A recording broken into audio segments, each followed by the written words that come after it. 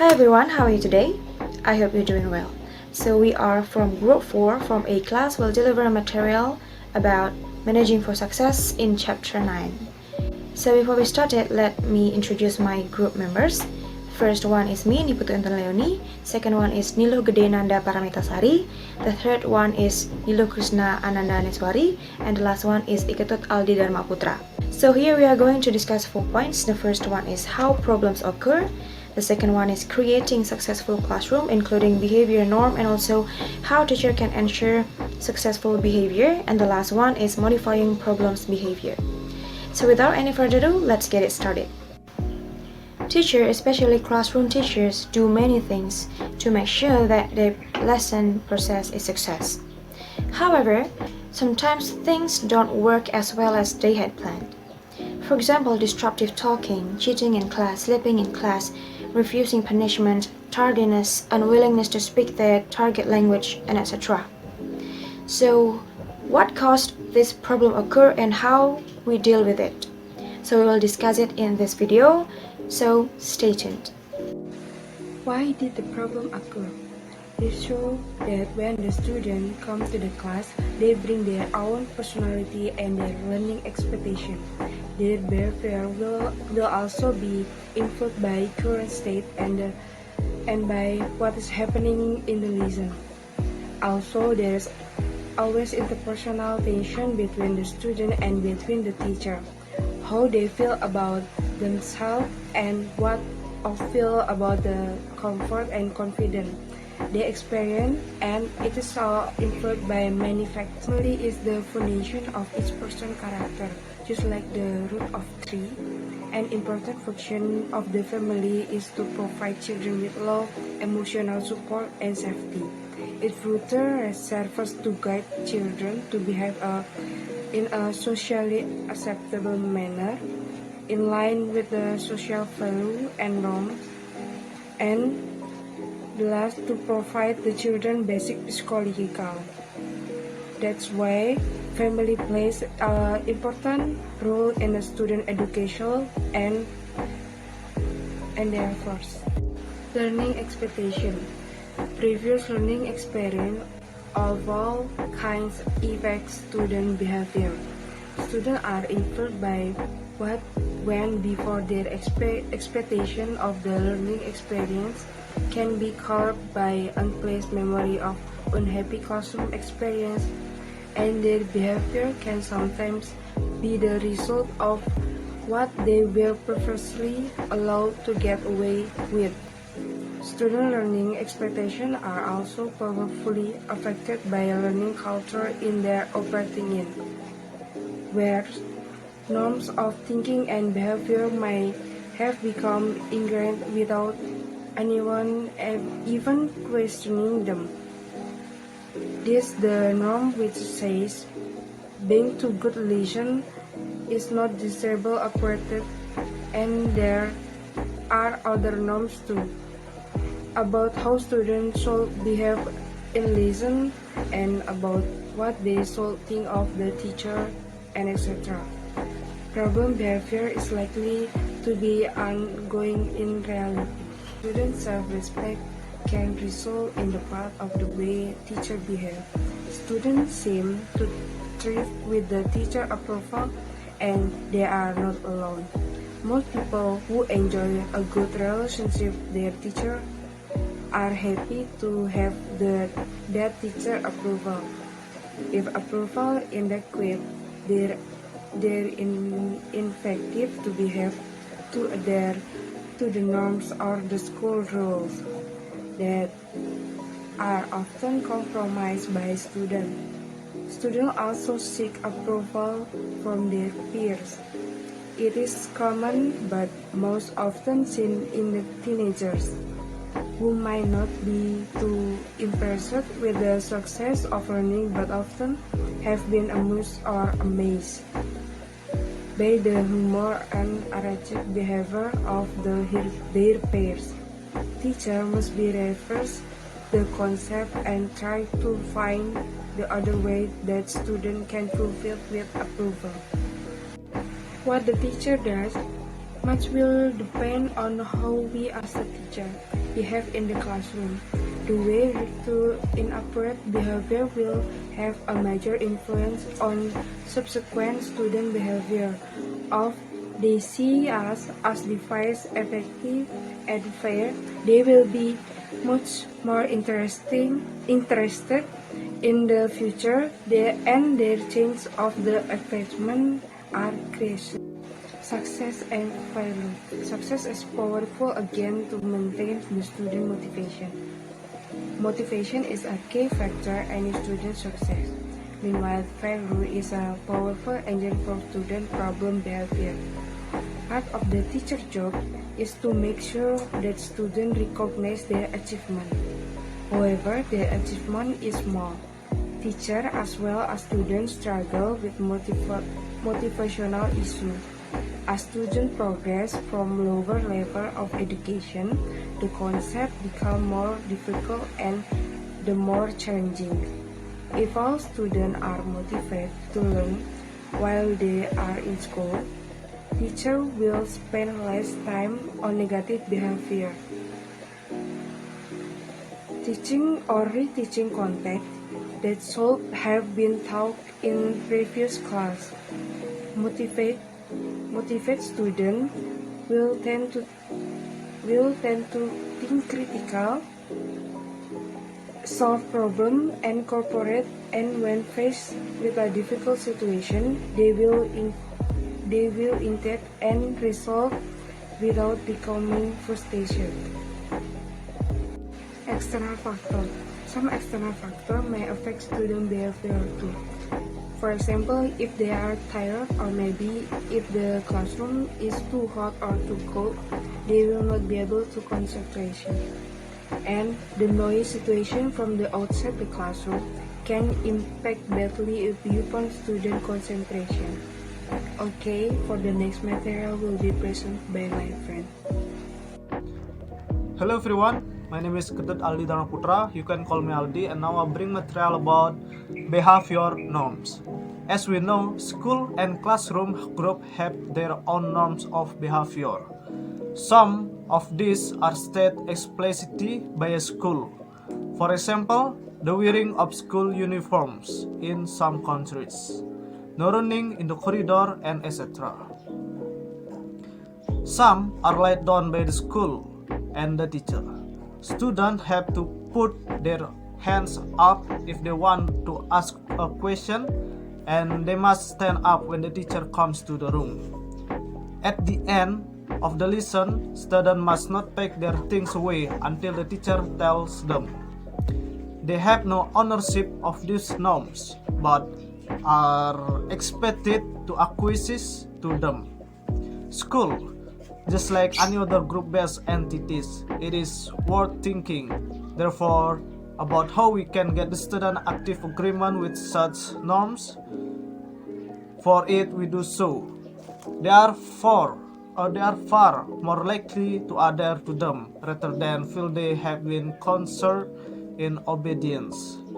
There are three things we need to bear in mind in order to achieve this. First, it's just about norms need to explicitly discussed. Second, norms can be jointly negotiated. And the third, the last is norms need to be reviewed and revisited. Okay, for the first, it's just about norms need to be explicitly discussed. It is not effective just tell the student to read a set of rules about what is considered to be normal and acceptable behavior. We need to discuss the rules with the group and explaining what they mean and why they are there. We may give the student a handout describing the kind of behavior we expect from them. Perhaps we can have a poster or wall chart so that we can refer to it whenever. If the student understands what is expected of them and why it is expected of them, they are far more likely to conform to these behavioral norms than if they just seem arbitrary and capricious. And then the second point, Second things, norms can be jointly negotiated. If we really want students to buy into the set of rules of norms of behavior, we will go further than just explaining them. We will actively negotiate what should go into our list with our students by creating a jointly agreed code of conduct. The code, or a kind of contract between teacher and student, could be include details about classroom behavior. For example, when someone is talking, they will be allowed to finish before they are interrupted, and discuss how often homework is expected or establish norms. The last, norms need to be reviewed and revisited. Just because we have discussed a code of conduct at the beginning of a term of semester, it doesn't mean that our job is done. When students step outside the norm of behaviors, we need to be able to remind them of what agree on. And that's all about my material, and the next material we will explain by my friend. Thank you. Okay, then the next material is about how to ensure successful behavior. So based on B.F. Skinner's theory of behaviorism, students' behavior is affected by environment and things that happen around them. So here the role of teacher is very important in spreading positive vibes to build a conducive and pleasant class atmosphere. So the students will not behave badly and the learning process can be improved. The learning process will be more effective and the students' interest in learning will increase. So here are some ways to ensure a successful behavior in the classroom. So the first way how to ensure a successful behavior is start as we meant to go on. As a teacher, we can only insist on a certain behavior when things go wrong because students will extremely find it difficult.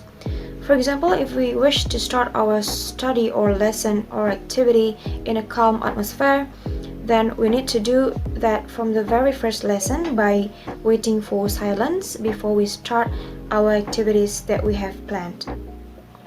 If we are decided that we are in charge of who sit where, students, then it's better to told or inform the students from the very beginning rather than asking the students to accept this halfway through the term. The second one is know what we are going to do. So as a teacher, we have to make sure that we know what we are going to do in the classroom. So can you imagine if we as a teacher but we don't know what we are going to do in the classroom? The students will get bored and confused, right? Students are far likely cause a problem if we give the students some interesting things to do. So we have to plan or prepare some interesting way in the learning activity by games, songs, story, and etc. The third one is plan for engagement. So in this case, teachers play an important role in attracting students to study. Teacher must be able to introduce their topics in an interesting way, so it can increase the students' motivation and curiosity. When the students are interested and enthusiastic, they will not exhibit problems or bad behavior in the classroom and they will focus on the topics given by the teachers. Interest can also be generated by teachers' performance. There's no doubt that the students will be engaged by the energy from their teachers. Next is prioritize success. It means that teachers have responsibility to make sure their students are successful, in this case understanding and master the materials given by the teachers. It doesn't mean making all things easy all the time, since it can provoke boredom or disengagement. But if things are too difficult, it will make the students demoralized. And what will we try to aim for are tasks, activities, and also goals which challenge the individual students, but they can have a better quality or a better than average to success. Next is equity roles. Here, teachers play an important role in creating equity, because teaching students, it also means dealing with the member of the groups or a number of people. So in this case, teacher must act transparently to the students in order to make the students know that the teacher treats everyone exactly the same way, irrespective of who they are. We shouldn't show obvious favoritism or appear to hold a grudge against a particular student. We need to treat events the same way each time they occur. What this means is that any students who behaves in a certain way treated exactly the same way as another student who behaves similarly in the same circumstance. For example, if you teach your students today and you found that one of your student is broke the fast, and then you give her or him kind of punishment, then in the next meeting you found again one of your students who broke the chairs, then you have to do the same thing to her or him. And the last but not least is that praise is better than blame. So praise and blame are closely connected with the concept of moral responsibility for an action, omission, or a trait of character.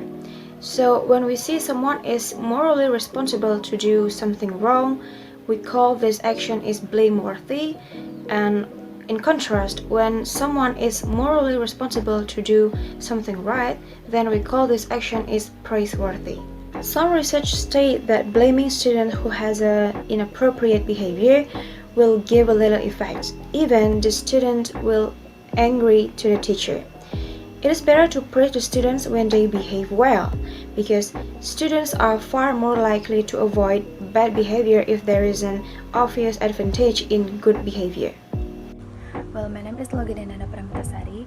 Now I'm going to talk about the last material. It is about modifying problem behavior.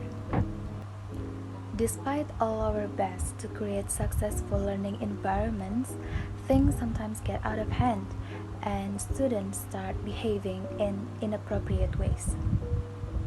Ekbul 2009 defined behavior as a unique set of complex activities performed by an individual which its origin from the biological and the environmental factors surrounding the environment. The way we react in such situations will determine not only how serious the events becomes, but will also influence the attitude of the whole group in terms of their future, adherence to the group norms which they have agreed. And well, punishing problem behavior is not in itself an attractive action, but turning it into future success is. And there's one popular theory called behaviorism theory by B.F. Skinner. Class management, according to Skinner, is an attempt to modify behavior, among others, by reinforcement. B.F. Skinner's entire system is based on operant conditioning. Operant conditioning is a process of operant behavior, a positive or negative reinforcement that can result in the behavior may occur or disappear. Skinner divides this reinforcement into two, namely positive reinforcement and negative reinforcement. Positive reinforcement is pairing a positive stimulus to behavior. A good example of this is when teachers reward their students for getting a good score and good grade or good behavior. Negative reinforcement is the opposite and is the pairing of behavior to the removal of a negative stimulus. Forms of negative reinforcement include delaying or not rewarding at all and giving additional tasks. Skinner also said that the behavior is followed by a consequence, and the nature of the consequence modifies the organism's tendency to repeat the behavior in the future. Additionally, positive reinforcement as a stimulus can increase the occurrence of repetition of that behavior, while negative reinforcement can result in reduced or disappearing behavior. Now, what can teachers do if students behave disruptively or uncooperatively? There are some ways that teacher can do. The first one is act immediately. It is vital to act immediately when there is a problem, since the longer a type of behavior is left unchecked, the more difficult it is to deal with. Indeed, unchecked behavior may get steadily worse. Immediate action sometimes means no more than stopping talking, pausing, and looking at the students in questions.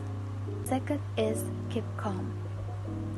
Shouting by the teacher raises the overall level of noise in the classroom too, so we need some other way.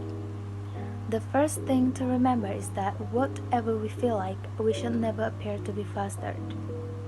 Despite the fact that students sometimes appear to be attacking our personality or threatening us, we need to remember that this is just our job. Somehow we have to stand back from what is happening, and rather than taking it personally, we need to act calmly and carefully. When we are trying to modify student behavior, we need to look disruptive students right into the eye, approaching them, keep looking at them, and speak in a measured tone. We can start by asking them questions to find out why they are behaving in the way they are. This will often be enough to diffuse. The third is focus on the behavior, not the student. Well, this point means that we should take care not to humiliate an uncooperative student. Though it sometimes be tempting to make aggressive or deprecatory remarks or to compare the student adversely to other people, such reactions are almost certainly damage their self-esteem. They may also be ineffective in managing the situation. The fourth is take things forward. Where a simple look or a brief comment is not sufficient, we need to think carefully about how we respond. It is usually more effective for a teacher to say, "Let's do this," rather than "Don't do that." Taking things forward is better than stopping them, in other words. Our objective will be to move on to the next stage of an activity or to get a new response rather than focusing on the old one.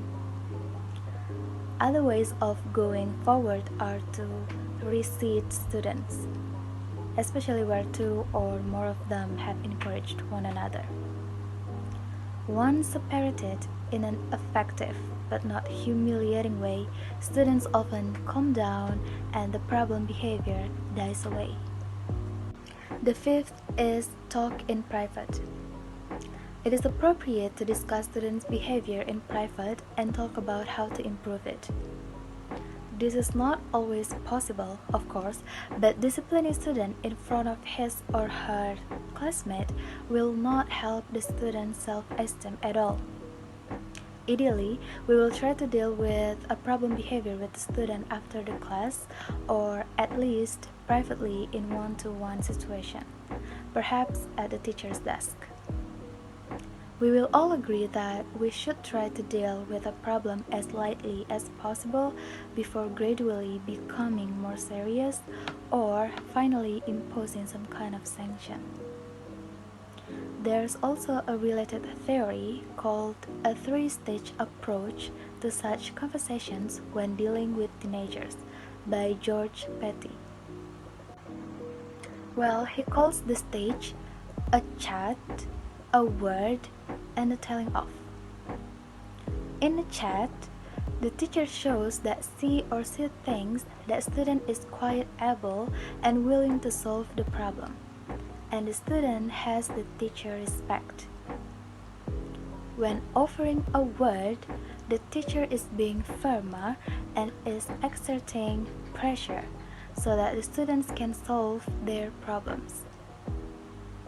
But in a telling off, the teacher is quite clear that the behavior is unacceptable and that it needs to change right now. And the sixth is use clearly agreed sanctions. Quite apart from the need for fairness to all students, this means that students need to know what the penalties are for bad behavior. They need to be aware that if X happens, then why will follow. Also, there needs to be a gradual scale of action from a gentle reprimand, like a petty chat, to removal from a lesson, and finally to exclusion from school. Though we will do everything to modify student behavior so this doesn't happen. Now, when X happens, the students know what to expect and they will see it happening. Well, the last but not least, the seventh is use colleagues and institution. It is a notion to have a disruptive students in our classroom. It happens to everyone, so when there's a problem, we should consult our colleagues, asking them for guidance. And when the problem is threatening to get beyond our control, for example, a pattern of disruption which continues for a series of lessons, we would be well advised to talk to coordinators, directors of studies, and principals. They should all have considerable experience of the kind of problems being faced and will be in a position to offer the benefit of their experience. Well, the last slide marks the end of our presentation. We do apologize if there were any mistakes, and if you have any question, you can write down on the comment section below. Thank you so much for watching and have a nice day.